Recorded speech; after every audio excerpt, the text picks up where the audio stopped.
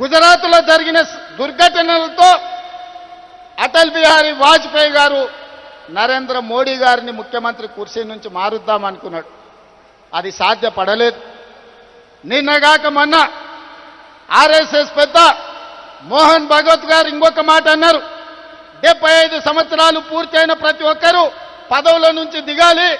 మేము లాల్ కృష్ణ అద్వానీని, మురళీ మనోహర్ జోషి గారిని 75 సంవత్సరాల నిబంధన పెట్టి వాళ్ళని ప్రధానమంత్రులను చేయలేదు. కాబట్టి నరేంద్ర మోడీ గారు కూడా రేపు సెప్టెంబర్ 17కు 75 ఏళ్ళు పూర్తవుతున్నాయి, వారు ప్రధానమంత్రి పదవి నుంచి దిగాలి అని వారు చెప్పారు.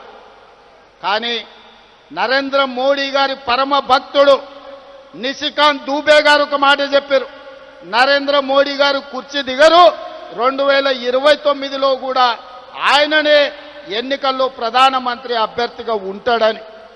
నేను ఒక మాట చెప్పదలుచుకునే వేదిక మీద, నరేంద్ర మోడీ గారు మీరు దిగొద్దు కుర్చీ, 2029 వరకు మీరే ఉండాలి. 2029 ఎన్నికల్లో అటల్ బిహారీ వాజ్పేయి ఆర్ఎస్ఎస్ చేయలేని పని, నరేంద్ర మోడీని గద్దెదించే పని మా సోదరుడు, మా నాయకుడు రాహుల్ గాంధీ గారు, మా నాయకుడు రాహుల్ గాంధీ గారి నేతృత్వంలో మా ప్రతి కాంగ్రెస్ పార్టీ కార్యకర్త దేశం నలుమూలల నుంచి కార్యోన్ముఖులై ఎన్నికల యుద్ధ రంగంలో నరేంద్ర మోడీని ఓడిస్తాం, ఢిల్లీ గద్దె నుంచి నరేంద్ర మోడీని దించుతాం. ఇదే మా శపథం అని చెప్పి జంతర్ మంతర్ సాక్షిగా నేను చెప్పదలుచుకున్నా. నిశికాంత్ దుబే ఇంకొక మాట అన్నాడు, నరేంద్ర మోడీ గారు లేకపోతే బీజేపీకి 150 సీట్లు కూడా రావు అని. నిశికాంత్ దూబే గారికి వేదిక మీద నుంచి విజ్ఞప్తి చేస్తున్నా. దూబే గారు మీరు డైరీలో రాసుకోండి, నరేంద్ర మోడీ గారి పేరు మీదనే ఎన్నికలకు రాండి, 150 కంటే ఒక్క సీటు కూడా ఎక్కువ రానియం. నరేంద్ర మోడీ గారు మొత్తం ఆయన అభిమానులందరూ లేకపోతే భారతీయ జనతా పార్టీ నాయకులందరూ ఉమ్మడికి వచ్చిన 150 సీట్ల కంటే ఒక్క సీటు కూడా ఎక్కువ రానియం. రాహుల్ గాంధీ గారిని గెలిపించి ఈ దేశానికి ప్రధానమంత్రిని చేస్తాం.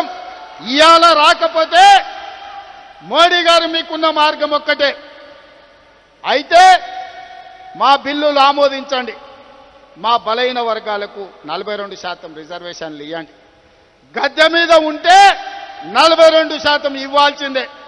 నువ్వు 42% ఇవ్వకపోతే గద్దె మీద నుంచి మేము దించుతాం, 42% రిజర్వేషన్ సాధించుకుంటాం. మీరు తెలంగాణ శక్తిని, తెలంగాణ ప్రజల పోరాట స్ఫూర్తిని తక్కువగా అంచనా వేస్తున్నారు.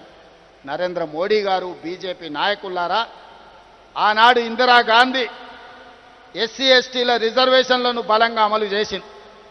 ఎస్సీ ఎస్టీ సోదరులకు ఇండ్లు లేని వాళ్ళకి ఇండ్లు ఇచ్చింది, ఇంటి స్థలాలు లేని వాళ్ళకి ఇంటి స్థలం ఇచ్చింది, ఇల్లు కట్టుకోవడానికి ఇందిరమ్మ ఇల్లు ఇచ్చింది, భూమి లేని వాళ్ళకు భూమి ఇచ్చింది, దున్నేవాడికే భూమి హక్కు అన్న నక్సలైట్ల నినాదాన్ని లక్షలాది ఎకరాల భూములు, దళితులకు అసైన్మెంట్ పట్టాల పేరు మీద భూములు